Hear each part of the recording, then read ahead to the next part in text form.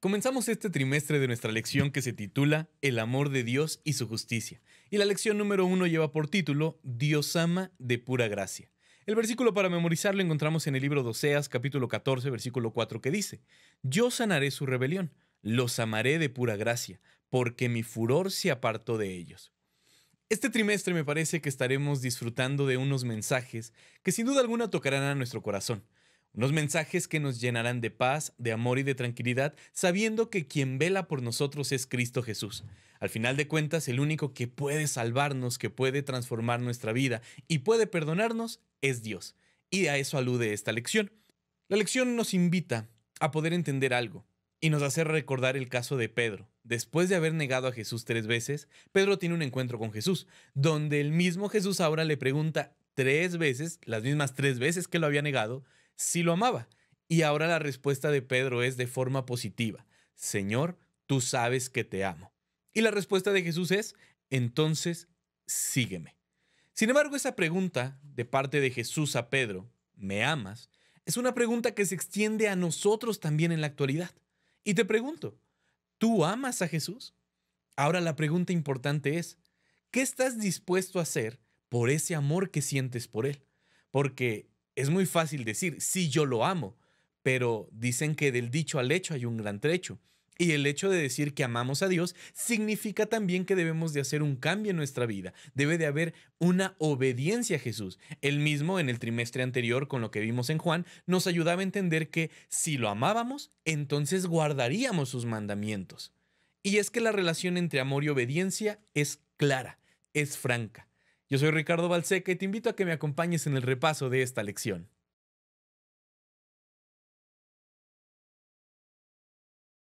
La lección comienza llevándonos al libro de Éxodo capítulo 33, versículos 15 al 22. Y de forma personal te he de decir que es un pasaje que a mí me gusta mucho por la declaración tanto de Moisés como de Dios hacia él mismo, hacia Moisés. El versículo 15, Moisés le dice: si tu presencia no irá conmigo, no nos saques de aquí. Quisiera comenzar dándote un poco de contexto. ¿Qué estaba sucediendo? El pueblo de Israel estaba cautivo en Egipto. Eran esclavos. Después de haber vivido libertad, después de haber vivido como Dios quería que vivieran en libertad, el pueblo termina siendo esclavo de Egipto. Y obviamente a nadie le gusta vivir en esclavitud. El pueblo de Israel estaba cansado de esta situación y la Biblia describe que entonces el pueblo clama a Dios para que les dé libertad. Y para que pudiera existir esa libertad necesitaban un libertador. Y esa persona escogida fue Moisés. Sin embargo, para que Moisés decidiera ir, hubo toda una aventura, toda una osadía para que él decidiera. Porque al final Moisés siempre ponía pretextos. Moisés decía: es que soy tartamudo, es que esto, es que aquello, no me van a creer, etc. Y a cada uno de las negativas que daba Moisés, Dios le daba siempre una respuesta. Pero en el capítulo 33, versículo 15, viene una declaración maravillosa. Moisés entendía que si él iba solo, que si él no iba con la dirección divina, con la dirección de Dios, la misión fracasaría. Una misión grande, sí, liberar al pueblo de Israel de Egipto no era algo sencillo. Ahora era una nación poderosa, una nación con ejército. No era una tarea sencilla. Moisés, sabedor de eso, le dice a Dios: si tu presencia no irá conmigo, no nos saques de aquí. Si tú no estarás con nosotros, no sirve de nada salir, porque pereceremos, fracasaremos. Y cuando yo leo esta declaración de Moisés, me hace pensar demasiado en mi vida. ¿Por qué? Porque si Dios no va al frente de mi vida corre peligro. Y no solamente por un peligro de muerte, que es al final un riesgo al que todos estamos expuestos, sino a un riesgo de perderse la vida eterna. Porque al final lo que hemos visto y entendido es que Jesús es el camino, la verdad y la vida. Si queremos alcanzar la vida, necesitamos caminar con Cristo. Si yo en mi diario transitar, en el trabajo, en la escuela, donde yo me encuentre, no estoy con Cristo, mi vida espiritual corre riesgo. Moisés entendía que sin Dios no somos nada y le dice: si tu presencia no irá conmigo, no nos saques de aquí. Y la respuesta de Dios es clara, versículo 17: yo haré lo que tú me pides, porque has hallado gracia ante mis ojos. Después de la petición de Moisés a Dios, Dios le dice: ok, está bien, yo haré lo que me pides, estaré contigo, yo lo sacaré, yo manifestaré mi poder con ustedes. Pero lo interesante viene después, cuando Dios le dice a Moisés, porque has hallado gracia delante de mis ojos. Ahora yo te quiero preguntar algo. ¿Cómo podemos hallar gracia delante de los ojos de Dios? ¿Cuáles eran los méritos que tenía Moisés para que hallara gracia delante de los ojos de Dios? Hagamos una recapitulación. ¿Quién era Moisés? A ver, Moisés es una persona que es criada en el palacio, en un buen lugar en Egipto, pero llega un momento en el que Moisés mata a una persona. La mata y se escapa. Termina huyendo de Egipto. Hasta ese momento, yo no veo motivos para que haya gracia delante de los ojos de Dios. No sé tú, pero yo no los encuentro. Después, Dios se le aparece en una zarza. Y cuando Dios se le aparece, Dios le dice, ve y libera a mi pueblo. ¿Y qué hace Moisés? Señor, yo no puedo. Yo soy tartamudo. Yo tengo defectos. Yo sencillamente no puedo. ¿Cómo es que entonces halló gracia delante de los ojos de Dios si la vida de Moisés pareciera que fue un rotundo equivocarse, decirle que no a Dios? Y la Biblia es clara, el versículo 17 dice, haré lo que me pides porque has hallado gracia ante mis ojos. Es maravilloso leer esto, porque después de entender un poquito la vida de Moisés, de saber que no era perfecto, nos hace entender que no son nuestros actos lo que hace que hallemos gracia delante de los ojos de Dios. Incluso, como el mismo título de la lección dice, Dios nos ama de pura gracia. No es algo que nosotros merezcamos, no es algo que nosotros debamos recibir por nuestras obras. ¿Por qué? Porque la gracia es algo que se recibe sin que nosotros podamos dar algo a cambio. Es un regalo que tiene un valor altísimo y que si quisiéramos pagarlo, sencillamente no podríamos. ¿Por qué halló gracia Moisés ante los ojos de Dios? Porque Dios miraba a Moisés como su hijo. No era merecedor, era imperfecto, con muchos errores, pero halló gracia ante los ojos de Dios porque Dios lo miró como su hijo amado. Y cuando leo esto, me lleno de gozo, me lleno de alegría, porque me hace entender entonces que si tú y yo aceptamos a Dios como nuestro Padre, hallaremos gracia delante de sus ojos. No por nuestras obras, porque al igual que Moisés hemos tomado malas decisiones, hemos puesto pretextos, hemos pecado. Pero aún así, llamando a Jesús como nuestro Padre, es como podemos hallar gracia delante de sus ojos. Y la cosa no termina allí, porque la Biblia relata que entonces Moisés vio la gloria de Dios. Sí, entiendo lo que vas a decir. Bueno, no la ve en plenitud, porque si no, Moisés se hubiera muerto. Pero pudo ver un poco, vislumbró la gloria de Dios. Esta parte también me emociona, porque así como Moisés vio un poco de la gloria de Dios, cuando nosotros vayamos al cielo con Cristo, también podremos ver su gloria. Pero para poder ir al cielo necesitamos vivir por fe, necesitamos aceptar a Cristo en nuestra vida, porque de otra manera nuestras obras serían como un trapo de inmundicia a los ojos de Dios. Es cuando Jesús se coloca frente a nosotros, cuando tomamos ese filtro para que Dios nos mire con agrado y tengamos gracia ante los ojos de Dios. Sin embargo, hay algo interesante que enmarca la lección en el día lunes, y justo lo titula y me llama mucho la atención porque dice, amor no correspondido. Cuando yo leía esto, me hacía recordar un poco esas veces, y no sé si te ha pasado, tal vez sí, donde alguna chica, algún chico te gustaba empezabas a desarrollar cariño, afecto por esa persona, porque convivían, porque eran amigos, etcétera. Y de pronto tomabas valor y te animabas y llegabas con esa persona, con ese chico, con esa chica y le decías, es que yo te quiero, es que me gustas, ¿podemos ser novios? Y la persona te decía, muchas gracias, pero no. Un amor no correspondido. ¿Y cómo te sentías en ese momento? Bueno, no sé si te haya pasado. Si no te pasó, pues qué maravilla. Pero si te ha pasado o nos ha pasado, pues es una de las experiencias más feas, porque tú estás abriendo tu corazón, estás diciéndole lo que sientes, lo que piensas, y de pronto te dan el cerrón, el puertazo, y te cae como un balde de agua fría. El pueblo de Israel básicamente hacía lo mismo con Dios. Pese a que Dios los amaba y los buscaba constantemente, el pueblo decidía alejarse. El pueblo rechazaba a Jesús. Oseas 14 del 1 al 4 enmarca precisamente esto. Dios le dice al pueblo: vuelve a Jehová, porque por tu pecado has caído. Tu pecado te ha separado del Padre. Tu pecado ha hecho que te alejes. Lo interesante es que aun cuando ese amor no era correspondido, Dios no dejaba de buscar a su pueblo. Versículo 2. Entonces busca a Jehová diciendo: quita toda nuestra iniquidad. ¿Qué sucedía con el pueblo? El pueblo era una necedad andante. Pecaban, entraban en esclavitud, se arrepentían porque no les gustaba la esclavitud, Dios mandaba un libertador y el pueblo repetía el mismo círculo vicioso. Pecaban, se alejaban de Dios, se cansaban de la esclavitud y regresaban a Dios. Lo interesante es que siempre era Dios quien los estaba buscando, quien les mandaba mensajes, profetas para que pudieran regresar a Él. Y ahora decía: Señor, quita toda nuestra iniquidad. La Biblia dice que Dios ama al pecador. No importa las cosas que hagamos, Dios no deja de amarnos. Pero hay algo interesante: Dios aborrece el pecado. Si tú y yo queremos acercarnos a Cristo, tenemos que ponernos a cuentas con Él. Tenemos que dejar a un lado nuestra forma egoísta de vivir, nuestro pecado, porque sí, somos pecadores y Dios nos ama, pero Dios aborrece el pecado.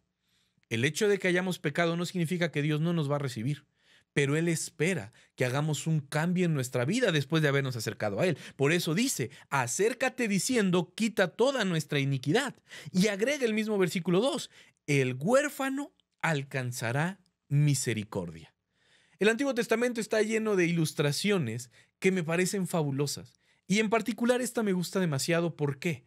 Porque, a ver, ¿quién es una persona huérfana? Una persona que ha perdido lo más valioso en la vida: a sus padres. Por muchas razones.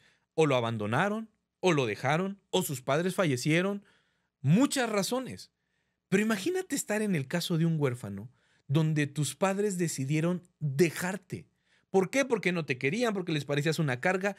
La razón que haya sido, la Biblia expresa: el huérfano alcanzará misericordia. Si nos colocamos en el caso de un huérfano, donde te han rechazado, donde te han abandonado, donde lo has perdido todo, la Biblia dice que aún este tipo de personas, y si tú te sientes como esta persona, un huérfano, aún podemos encontrar misericordia por parte de Dios. ¿Por qué? Porque Él es un Padre amante, que, como te decía al principio, no deja de amarnos. Y el versículo 4, yo sanaré su rebelión y los amaré de pura gracia. Volvemos a lo mismo. Este era un amor que no era correspondido del pueblo hacia Dios. Dios amaba a su pueblo, sí, pero el pueblo no correspondía de la mejor manera. Y yo te pregunto, si tú amas a alguien y lo buscas y te rechaza y te engaña y te miente, ¿es una persona digna de darle amor? Probablemente en algún momento te canses, te fastidies y digas: ya, o sea, ya le di mucho amor, sencillamente ahí muere. Y probablemente te alejes. En el caso de Dios, no es así. Aunque el pueblo de Israel parecía no ser digno de recibir este amor, Dios no dejaba de buscarlos. Y esto es algo que a mí me encanta porque plasma precisamente la misericordia de Dios con nosotros. Y me hace entender que sin importar lo que haya en mi vida, sin importar las veces que yo me haya alejado de Dios, Él no deja de amarme, no deja de buscarme. Y pregúntate, ¿qué tan cerca estás de Cristo en este momento? Si te has alejado por X o Y razón, Dios te sigue buscando y dice: sanaré tu rebelión, sanaré tu pecado y te amaré de pura gracia. Y creo que es algo maravilloso cuando nosotros lo entendemos. Y al final la lección nos lleva a comparar Apocalipsis 4:11, Salmos 33:6. Apocalipsis 4:11 dice: digno eres de recibir la gloria porque tú creaste todas las cosas. Y Salmos 33:6 refuerza esta idea: por la palabra de Jehová fueron hechos los cielos. ¿Por qué la lección nos lleva a leer estos dos pasajes? Muy sencillo, para que tú y yo entendamos que ese ser que nos está buscando, que nos ofrece vida eterna, es el creador del mundo. Es tu creador y es mi creador. Y como nuestro creador, Él se preocupa por nosotros. Él nos ama tanto que sencillamente quiere que estemos con Él. Juan 17:24 refuerza esta idea donde Jesús dice: aquellos que me has dado, quiero que donde yo estoy, también ellos estén conmigo. ¿Qué máxima expresión de amor queremos ver por parte de Jesús si Él vino a morir por nosotros para que donde Él esté, nosotros también estemos? Cuando tú estás enamorado, cuando tú sales con una pareja, con una novia, con tu esposa, esposo, tú quieres estar siempre con esa persona y abrazaditos y dándose apapachos y besitos por aquí y vives enamorado, vives contento y lógicamente quieres estar con esa persona. Jesús nos ama tanto que Él quiere que donde Él esté, nosotros también estemos.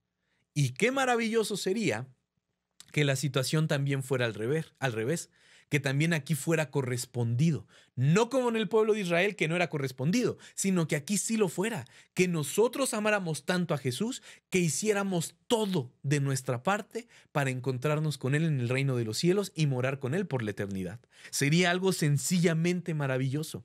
Y empezamos a llegar a la conclusión de esta lección, que me parece que es maravillosa, es hermosa, llegando al libro de Mateo capítulo 22, del 1 al 14.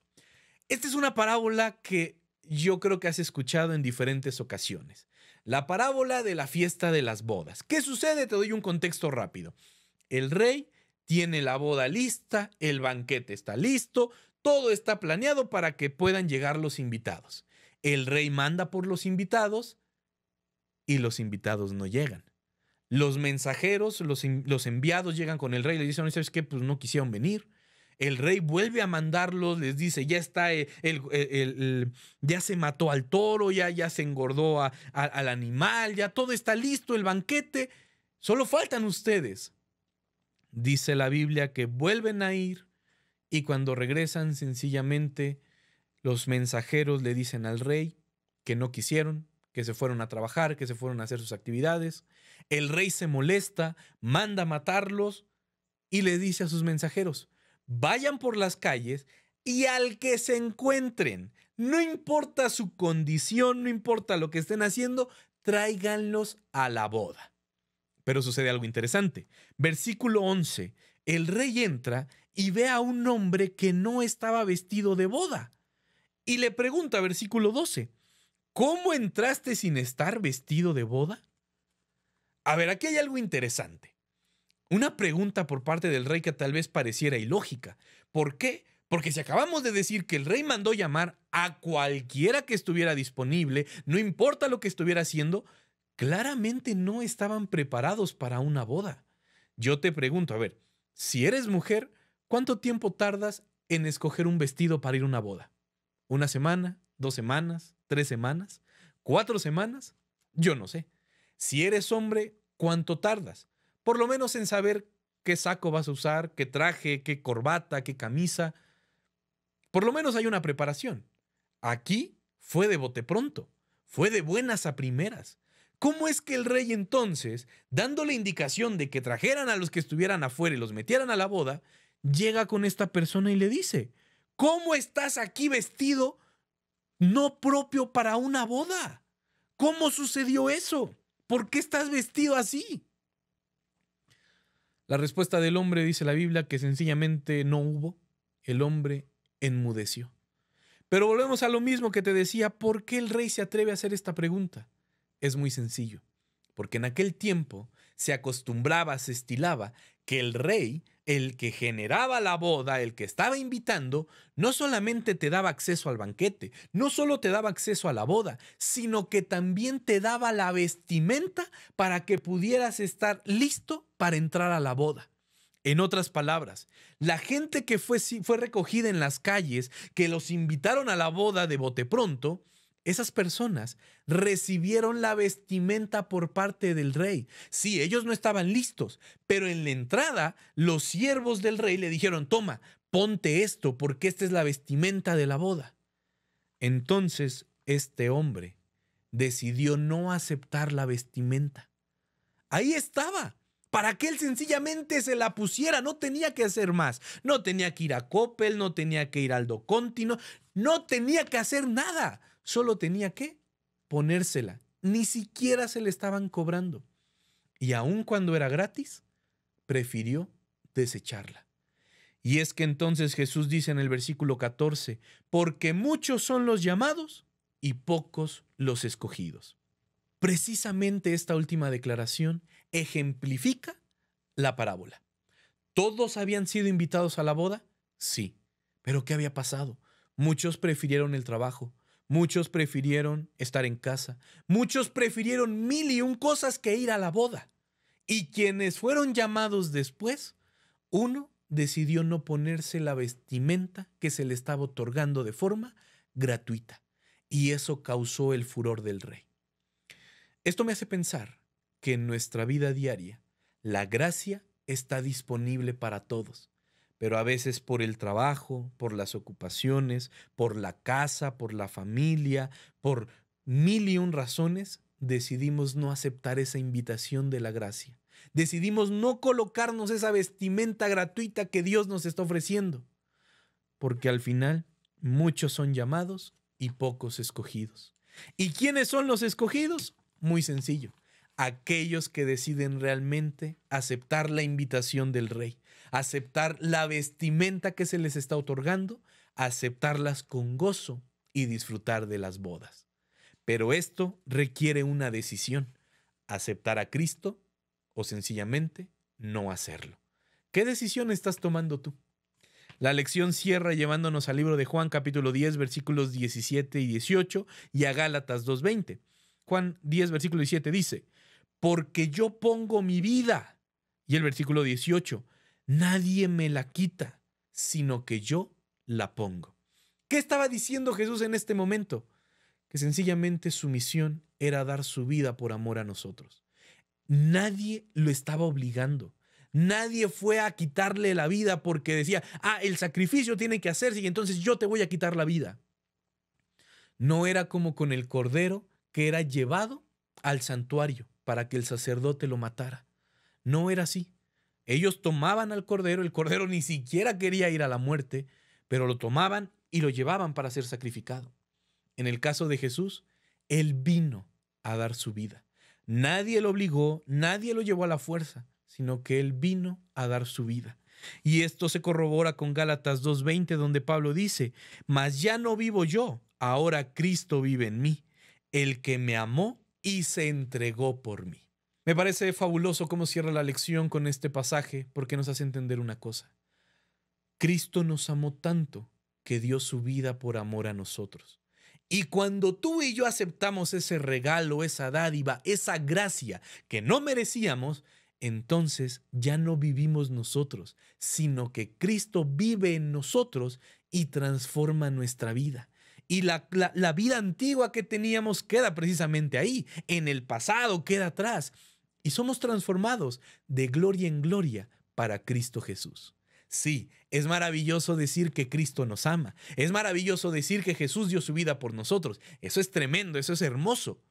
Pero lo maravilloso sería que después de aceptar ese sacrificio en nuestra vida, nosotros cambiáramos, transformáramos nuestra mente en una renovación espiritual motivada por el Espíritu Santo y que podamos glorificar a Cristo con nuestras acciones, con nuestras palabras y que los demás vean a Cristo en nuestra vida. Que el Señor te bendiga.